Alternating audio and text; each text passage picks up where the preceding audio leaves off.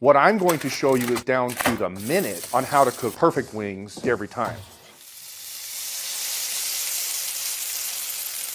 All right, guys, on to the very first step. Cut open these packages, and the easiest way I found to do it is to start with the top, and I do one additional cut down the center to kind of fillet it open, just plop the wings out. Now that they're out of the packages, the next step is simply just to rinse them off. Now that we have the wings rinsed, we're going to move on to the next phase, which is soaking the wings in a saltwater solution. We're going to take 24 wings and put them in the bowl. The next thing is to just add tap water to the bowl. We're just going to use enough water to cover the wings. You don't need to fill the whole bowl with water. We just need to cover the wings. And then the instructions on our wing mix bag have the amount, but we're going to use a 1/4 teaspoon of salt per 12 wings. So because we're doing 24, we're simply doubling that.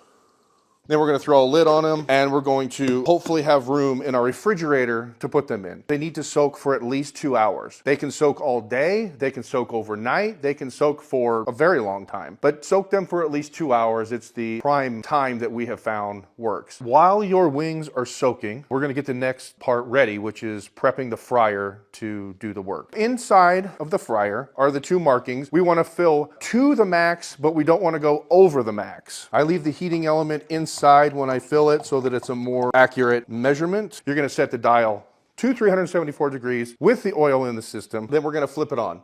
Once the power is on, you're going to notice that you have a red light at the top of the fryer. That is an indication that there is power on. And once the light clicks off, that's go time for the wings. So while this is cooking, we're going to cut over to the wing prep side of things that have been soaking in salt water so we can get ready for the next phase. We have soaked the wings for 2 hours. This is when you grab our wing mix. This is an all-natural family recipe wing mix that gives you the crispy crunch on every bite of the wing. We're going to take a mixing bowl. The amounts are on the bag, but we're going to use a cup of wing mix per 24 wings. So we're going to take our wings that have been soaking for at least 2 hours in salt water, take a colander or a strainer, whatever you have, dump the wings into it to get the excess water off. Strain the excess water out. You want the wings wet. The water that was on the wings is all that the wing mix sticks to. There's no additional eggs, there's no additional steps. Once you're satisfied with the straining of the excess water, we're just going to pour them into the bowl. So I'm going to hand mix these just to get each one coated fully. If you have young kids that want to help, I encourage you, let them help. It can be a fun process. So we have our wings. They are battered up. We're going to pull the fryer basket out. We're going to stick it on a towel because there is some oil residue that's going to be on the fryer basket. It's submerged in the oil right now as it's heating up. And then we're going to stack the wings in there. We need to basically back and forth them to get them in. So I'm going to show you how I have done it forever. I generally start with the drummies because they're the bigger and they take up more space. So I generally start with the fat part of the drummie facing one direction on both sides. I start with all drummies. Then mix them up so the fat part faces the other side and cram them up against each other. You don't need to save space. It's going to be submerged in oil. It doesn't matter. They cook perfectly, but we've got to get 24 in here. So I'm going to do this all the way down. So there's 12. They take up a lot of it. So now what we're going to do is just pile in the flats to fill in the gaps. When you do the flats, it would seem that laying them flat 2 on each other would be the same height as laying one on its side. It does not. And what happens is as they cook, they expand a little bit and the one that's sitting on top does not get cooked as well. So lay them sideways and stack them up against each other. Trust me, I've tried the other way. It doesn't work. The light has turned off, so here's what we do. We drop the basket into the oil and you set a timer. This is extremely important. Set a timer. For 24 wings, we fry for 25 minutes. So we are at just about 10 minutes left on our timer. The good news is as this thing is frying, you do not need to babysit.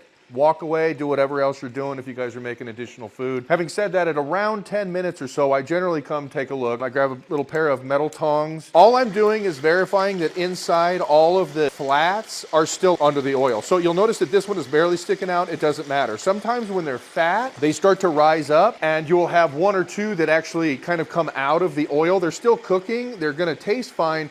But then at that 10-minute mark, I just use my tongs, I flip it over so that the other side is submerged in the oil and kind of rearrange as best I can to keep everything under the oil while it's cooking. So once you hit your 25 minutes, we're going to lift the basket out and set it on top of the little holder. Flip the power off. As you can see, these little guys are crispy. The final piece of the puzzle is to sauce the wings. I'm going to use my absolute personal favorite, Arizona Gunslinger jalapeno pepper sauce. If you like spicier things, I can't recommend this any higher. Any sauce that you would like to do, you're going to use the same method to sauce them up. What we're going to do is take a stick of butter, around 1 teaspoon, put it in the measuring cup, and then we're going to stick it in the microwave for about 30 seconds. Pour that into your bowl. Once the butter is in there, we're going to take our sauce. I find that using these condiment squirter bottles is the most ideal. So I usually have 4 different flavors, and I put all of the sauces into these squirter bottles. I find them the easiest to work with and to actually put into the bowl. Now, these are actually measured, so they tell you how many ounces. So about 2 ounces of sauce for 24 wings. We're going to start with that. If your sauce is runnier, you might use a little bit more. Some are thicker. So there's no exact amount, but we're going to start with this and just see once we start mixing how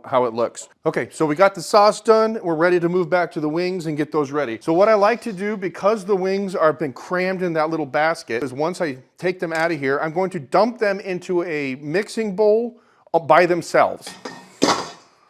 Now, the reason that I do that is because a lot of these are going to be stuck together from being crammed in there, and I want to separate them before they're in the sauces and I get my hands all saucy. They've sat here for a little while, so they won't be as hot on my fingers, but be careful if you just pour them in here and start trying to peel them, you're going to burn your little fingertips, and I've done it a lot. So I recommend not doing that. So all I'm going to do right now is just kind of separate the wings.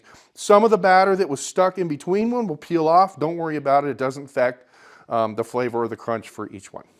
There we go. So each one has been separated. I'm now going to pour them into the bowl with the sauce. Once they're in there, there's no perfect way to mix wings, but this is how I do it. And I start swirling it around.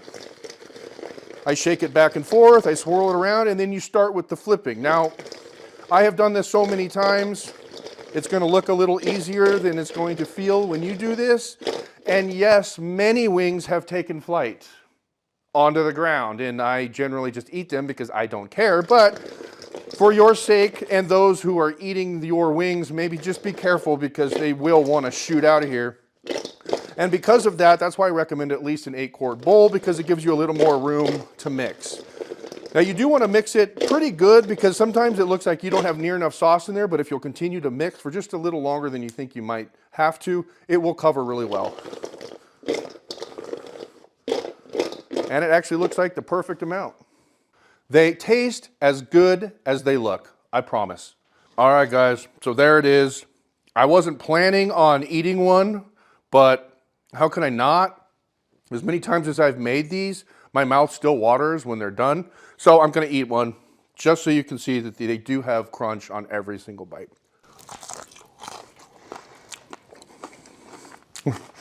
Every time I eat them, it doesn't seem like you should be able to make these at home, but you will.